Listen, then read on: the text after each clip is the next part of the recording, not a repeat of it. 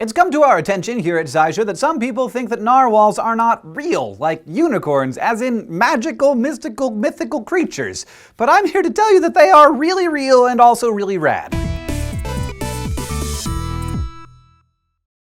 They take their name from the Old Norse words for corpse whale, apparently because their odd mottled gray skin was reminiscent of drowned sailors.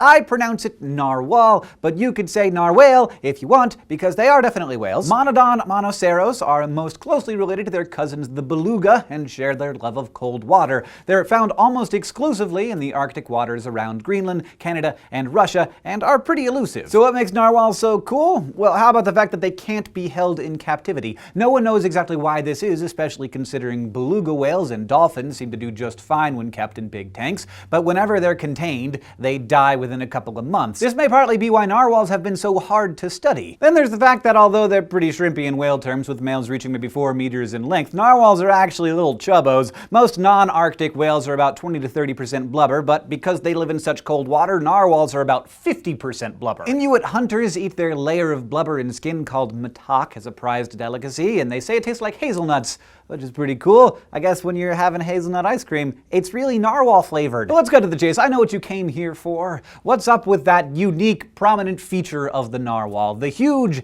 jousting lance shooting out of its face. Sometimes referred to as a horn, really the thing is a tooth. The craziest snaggletooth ever. All narwhals have just 2 front teeth, but if you're a dude narwhal, one of those teeth grows from the upper jaw, shooting right through the upper lip, where it keeps spiraling out to lengths of nearly 3 meters. Rare 2-tusked males have even been seen, and a small percentage of ladies grow long teeth too. There have been lots of theories about why narwhals evolved these giant head sticks. Were they weapons against orcas, or spears for stabbing halibut, or sound transmitters, or ice hole pokers? Not so much any of those. Recently, narwhal biologists, human biologists who study narwhals, not biologists who are narwhals, made an incredible discovery that changed the way we thought about the tusk. Turns out, it's an extraordinary sensory organ permeated by millions of super-sensitive nerve endings that thread from the tusk's core to its surface.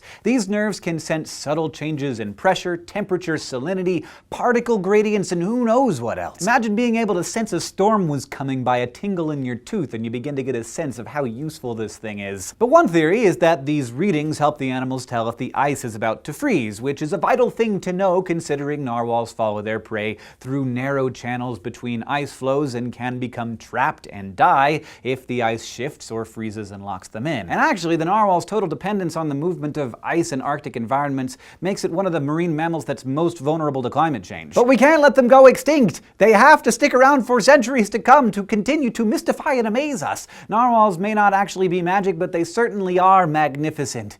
And they're also real, which is a perk. Thank you for watching this episode of SciShow. You can find us on Facebook and Twitter and down in the comments below. And don't forget to go over to youtube.com/SciShow and subscribe.